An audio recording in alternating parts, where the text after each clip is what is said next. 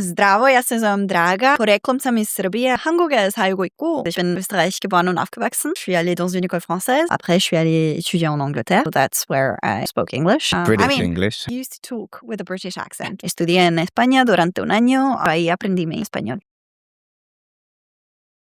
Welcome back to Evolve. Today, again, we're here with Draga, who is an actor, entertainer, and polyglot, who's going to be speaking to us about how she maintains, speaks, and learned 6 languages. Ooh, the pressure is real. and you know, we've done a lot of videos with people who are multilingual, but I can just feel with you that you are very confident in those languages. So feel free to show off as much as you want. We've got a French Spaniard here. Mm-hmm. So, yeah, feel free to just maybe give another little intro of who you are and how come you speak so many languages. Zdravo, ja se zovem Draga. Poreklom sam iz Srbije, ali sam rođena i odrasla u Austriji. Also ich bin in Österreich geboren und aufgewachsen. Und ja, ich war dort, bis ich 18 geworden bin. Aber ich bin in eine französische Schule gegangen. Donc, je suis allée dans une école française. Enfin, depuis la maternelle jusqu'au bac. Et puis, oui, toute mon éducation était en français, en fait. Et puis, après, je suis allée étudier en Angleterre. So, that's where I spoke English. British English. Yeah, I used to talk with a British accent, but nowadays I speak with an American one. It's getting a bit confused, though, because you talk to me in a British accent. So I'm like, I'm using my kind of like, I guess, international English accent. So it's not as American as I can sound sometimes. Appreciate that. So it's like, it's getting all mixed up now because I'm using all of the languages. I studied in the UK. I studied sociology with a specialism in cultural studies, but I also did a year abroad. Y por eso estudié en España durante un año, también sociología, y vivía en Madrid con 5 otras personas en como un Airbnb. Y sí, eran como 3 españoles y creo una italiana, una francesa y yo. Así que muchas personas de diferentes nacionalidades, pero ahí aprendí mi español. Y después, bueno, cuando estudié en España, es ahí donde donde empecé a mirar muchos videos sobre la cultura coreana. y 그래서 이제 한국에 살고 있고, 그리고 뭐 한국어도 배우고 싶어서 그냥 한국에 살게 됐어요. It's very, very impressive. And again, like I know some people, like you said, 2-3 seconds to switch. Yeah. Some people, it takes them a long time. Yeah. For you, it flows Yeah. pretty naturally. For me, it's only Korean, from Spanish to Korean specifically, because those are my like last 2 languages. Mhm. So, and I don't know why, but like my Spanish and Korean can get mixed up, especially. So I have actually a lot of Latino friends in Korea that are like Korean Latino. And I love that cultural mix. But when we go out and like if there's alcohol involved, oh my goodness, I speak Spanish to the Koreans and the Korean to the Korean to the Spanish, and like it all gets mixed up sometimes. Now I'm starting to like categorize it a bit better. And the longer I live in Korea, the better my Korean gets. But yeah, those 2 languages, I sometimes have a little brain freeze. When it comes to the other ones, I'm happy to like switch back and forth. Yeah. Pero después de beber, cuando Sí. estás borracha, Sí. ¿hablas mejor? No, hablo peor. La verdad es que cuando hablas idiomas bien, creo que cuando estás bebiendo, todo se mezcla en tu cabeza. Así que sí, me veo más confundida con alcohol que cuando estoy normal ahí viviendo mi vida. Tant mieux, en fait. Sí. Okay, parce que c'est un podcast sobre ici Oui. maintenant. Oui. Just to share with all of that experience in all Yeah. those languages, Mhm. do you have any key takeaways or advice to anyone else who wants to basically be like you? I feel some sort of imposter syndrome when people ask me this question, because there are certain people that are like polyglots, or they do polyglot content on like the internet, and they're actually like self-studying all of these languages and then speaking them. And for me, it's like, I'm not I'm not actually like that. I grew up speaking these languages because of the environment I grew up in, right? So for me, I just humbly am just very thankful for the way I grew up because they just came naturally to me as I was getting my education, right?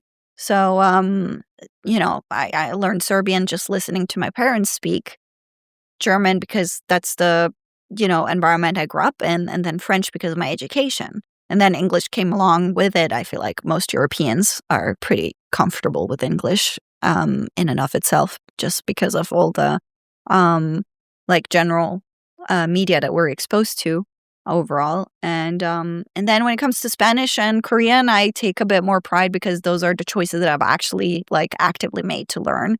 I really liked Spanish, so I wanted to learn Spanish, and then Korean, I got obsessed with the culture as well, and then I decided to move to Korea to speak it.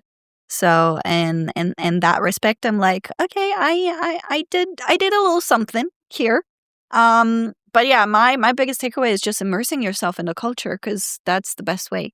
You just doing Duolingo every single day for 5 minutes is not going to get you where you want to be if you want to learn a language, right? You have to, of course, have some basis when it comes to grammar and vocabulary and stuff like that, because without that, how are you going to learn a language? People just moving to a country will not guarantee you actually learning the language. You have to take certain courses or at least use a book, but you do need someone who's native or fluent in the language to kind of teach you, because even you self-studying a book, you're not going to know how to pronounce certain things or what is the natural way of saying a certain thing, right? So I do recommend people taking certain courses.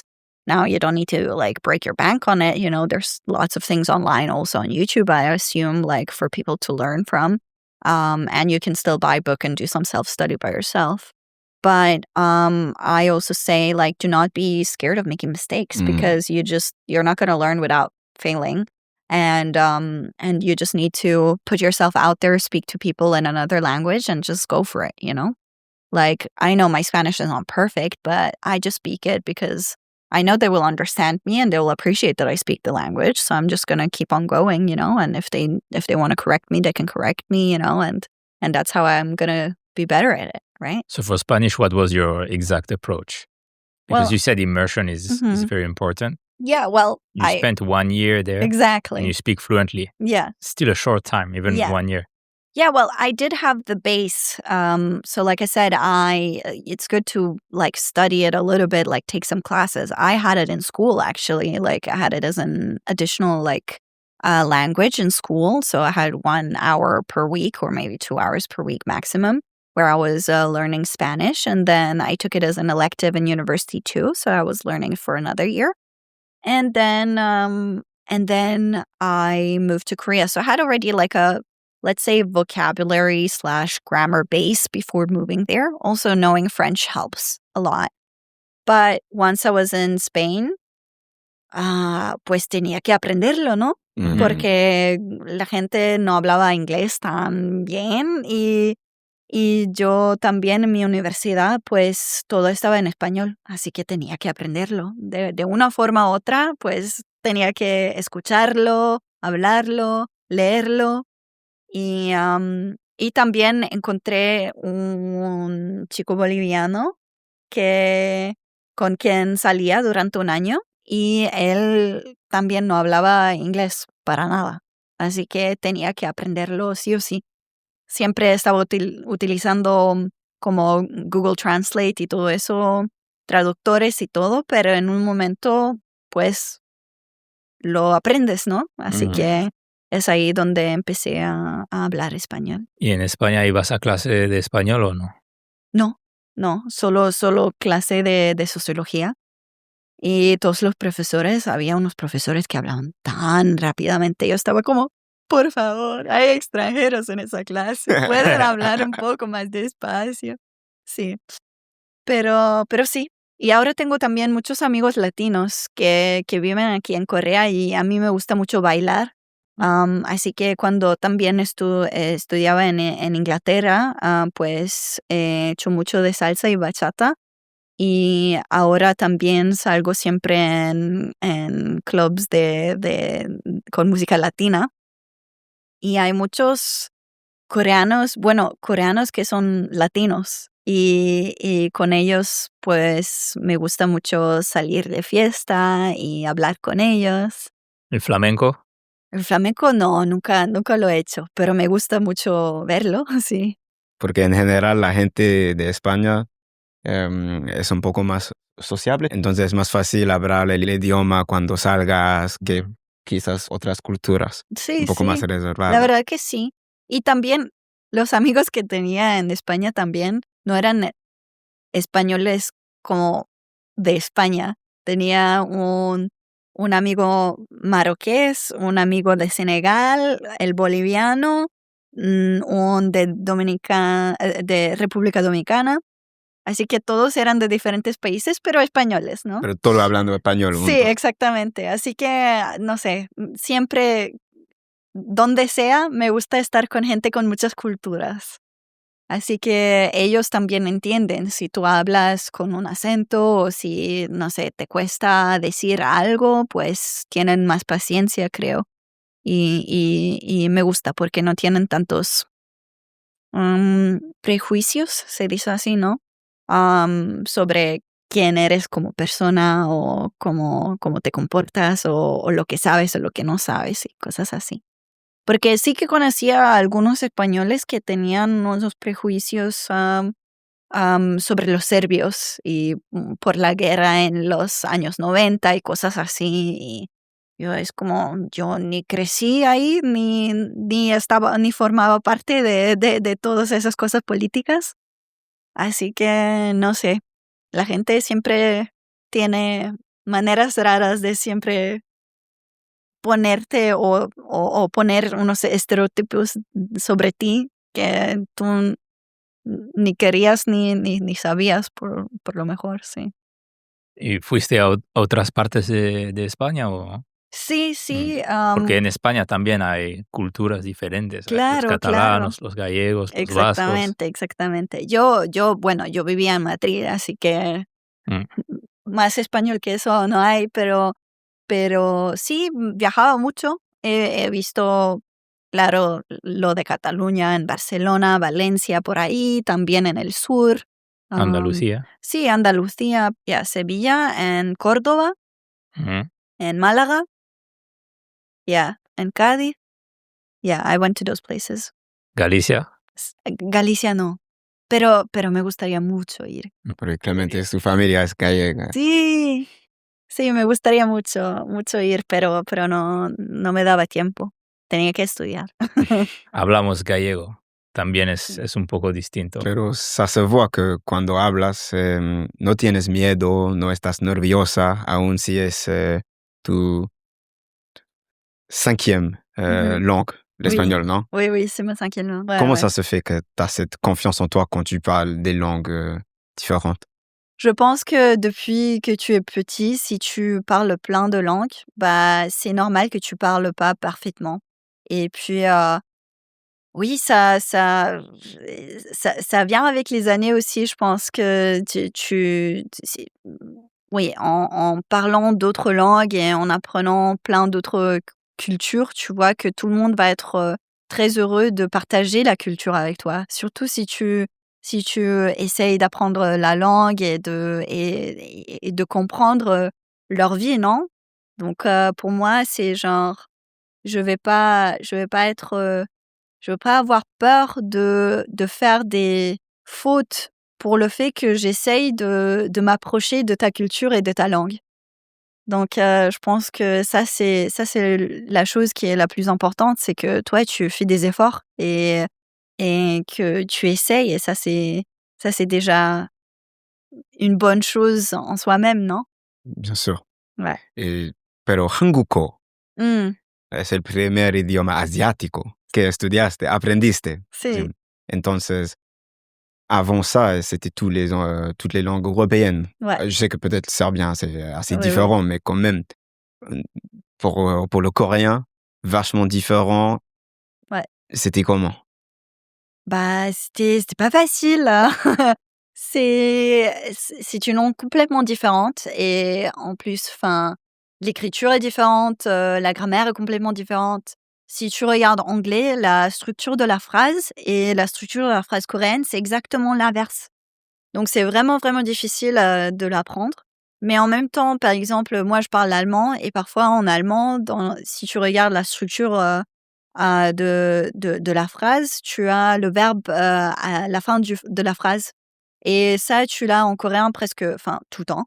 Et pour moi, c'est pas tellement difficile de faire cette connexion. Par exemple, si la structure grammaticale est différente, ça m'embête pas tellement. C'est plutôt genre de me rappeler des mots spécifiques et du vocabulaire. Parce qu'en fait, le coréen, j'ai aucune autre langue à laquelle je peux à laquelle je peux me connecter d'une manière, je sais pas comment l'expliquer, mais oui, c'est des sons complètement différents, en fait. Et c'est pour ça que ça, c'était la chose la plus difficile, je pense, que de me rappeler des mots et de ne pas oublier. Parce qu'il y a des mots qui sont tellement similaires. Genre, il y a une lettre qui est un petit peu différente, c'est un complètement différent mot. Et aussi, tu as T'as des exemples, par exemple, ça? je sais pas, genre 멋있어요, 맛있어요. Ah oui. C'est complètement différent. Très différent, L'un c'est être cool et l'autre c'est que c'est vraiment bon pour manger, que c'est un bon goût. Faut pas dire à quelqu'un t'es Ouais. moche. Ouais. Ah, you're very delicious. Maybe you're trying to tell the waiter the food's good and then he's oh, thank you. He gets the wrong idea, you know? Ouais, exactement. So yeah, if you imagine me just being like, oh yeah, you're so tasty, you'd be like, what the hell? Like, no, I meant to say you're so cool. But or then like, you you're tell so the waiter you're handsome. so handsome. Yeah, exactly. So yeah, those kinds of things. Obviously, like those were things that I did at the beginning, but still to this day, I think Koreans are also not very used to people having an accent, So for them, if you have a slight like different pronunciation of what the actual word is, they cannot like kind of like deduct what you're trying to say. So that's a little bit harder because you have to really be careful of your pronunciation and how you're saying certain things, And I have some English-speaking people that learn Korean that they're really struggling because they're like, but I'm saying the right thing. 안녕 하세요. Yeah, 한국어 할수있어요. Exactly. Or even, French people are also like this. 안녕하세요. 네, 안녕하세요. 저는 프랑스 사람이에요. But then, yeah. I had some Russian people as well. They're so funny in class. Like, they were like, because we were having Corona, like, it was during Corona that I took classes, and they'd be like, Corona 때문에 저는 못 나갔어요. And you'd be like, come on, guys, a little bit of effort, please. And this is like... Comment t'as perdu l'accent, peut-être serbien ou autrichien quand tu parles des autres langues? Je pense que j'ai un petit peu un accent dans toutes les langues, si parce que moi, je suis très critique et je pense que, oui, par exemple, quand je parle serbe, on n'entend pas mon accent, mais on entend que parfois, mes structures grammaticales, ça se dit comme ça, sont différentes parce que j'ai jamais appris la grammaire serbe, en fait. Donc, parfois, si je parle pendant longtemps, les gens, ils sont genre, ah, mais elle parle un petit peu bizarre. Pourquoi elle parle comme ça, tu vois? Donc, si je dis que je vis à l'étranger, ça marche. Genre, pour eux, c'est genre, ah bon, peut-être elle a vécu pendant longtemps à l'étranger ou quelque chose comme ça. Mais ils ne savent pas que j'ai en fait jamais vécu en Serbie. Avec l'allemand, c'est la même chose parce que je suis allée dans une école française. Donc, chaque fois avec mes amis, en fait, on parlait le frallemand. Donc, on mélangeait l'allemand et le français. Et donc, pour moi, c'était facile de parler, le frallemand, quoi. Et quand j'étais seulement avec des amis qui parlaient seulement l'allemand, genre avec des Autrichiens, genre autrichiens, eux, ils étaient genre, ah, mais pourquoi, genre, tu parles très Hochdeutsch, par exemple, parce que dans mon école, j'apprenais le Hochdeutsch.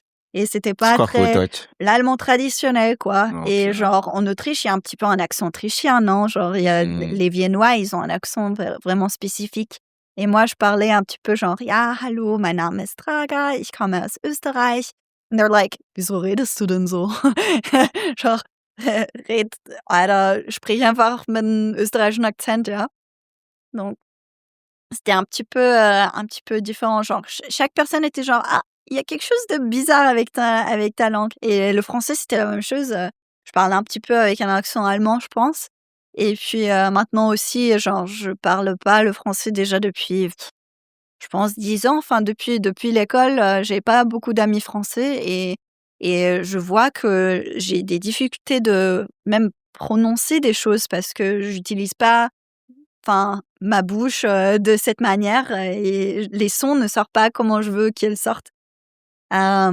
Et oui, après l'anglais, je savais déjà qu'avec l'accent britannique, ça va être trop difficile. Genre, I used to talk like this, but it was like a mixture of American and British because it just I never felt fully comfortable talking like this. It just seemed weird. So at some point, I just decided to switch to my American accent. So I just started talking like this. Also because once I moved to Korea, people were like, we don't really understand the British accent. They prefer the American accent anyways. So if you wanted to do like language exchange or if you wanted to like teach English and stuff like that, they always prefer an American accent. And that's why I just went for this one. And also it just seemed more natural to me as well because I watched a lot of like YouTube videos and just I feel like all of the media that I consumed on a daily basis was with an American English accent. So that's why I just switched to a more Americanized way of speaking. We can even talk with a French accent in English, or I can talk with a German accent, specifically an Austrian one with an English, speaking in English. Yeah. But for some people, it's quite hard to change the accent. So yeah, that's why I think it's very funny, and it's very fun to just play around with accents and languages. And if you are interested in that, we have a separate accent video. So make sure you check that out. I'll put that on the screen now. Any other key points about languages that you think, based on all of your experience, you think someone else who's like studied a little bit and they're finding like it quite challenging. Yeah. What's your like, how could you encourager les gens comme ça? I think you got to step out of your comfort zone. I think that's the main takeaway. You're never going to learn a language if you're staying comfortable. Like if you're used to one way of learning and you kind of get stuck in that pattern, you're probably limiting yourself to learning like the language to a better extent because you're just trying just one way of it working, you know? Like even each language might have their own challenges. So you cannot learn every single language in the same way. But either way, you got to expose yourself to it, right? Like whether you're living in the country or you're outside of it, you still have to find people that you can talk that language with. And also like, you know, if you know that, oh, well, I feel comfortable speaking even though I make mistakes, maybe you should start reading more books in that language because that's how you're going to improve your vocabulary or your grammar. Because the more you read, of course, you're going to improve your language. But if you're just reading, maybe you're going to become very academically smart and you will be able to write in that language. But if you're not practicing your accent or, you know, your like natural speaking, you're not going to get there with your fluency, right? So it's always about basically reanalyzing where you are lacking and what you're becoming too comfortable with. Because that's maybe a sign that you should be trying out a different way. Because, for example, I feel comfortable talking Korean, not 100%, but I know that I should probably start reading Korean books so that I can improve my vocabulary and I can use better grammar structures because I'm stuck in using like the 3-4 main grammar structures, and maybe there's other ways to kind of sound a little bit more eloquent, which I'm not using for my advantage because I'm not reading books maybe or not like writing down certain things that I hear like when I'm watching videos in Korean and stuff like that. So it is always like the answers that people never really want to hear, right? That you have to do something that is a bit more difficult. But that's where the real gains are. But I think your mindset is very important because if you think of it, oh, it's too hard, I cannot do it, like it's too difficult. Like, of course, you're not going to be able to do it. Not with that mindset. Like, if you're already, like, blocking yourself from your own success, of course, you're never going to reach that. So see it as, like, oh, this is a challenge. This is difficult, but, like, I want to learn it. I want to get it right, you know? Like, if you see it as, like a competitive thing or at least, like, a challenge, like, something that can, like, teach you something, like, it's going to benefit you, if you think about it in such a way, then it can like open your like attitude towards something more positive, right? Because if you just keep that negative like feeling and thought pattern, of course it's going to be much more challenging for you to learn it.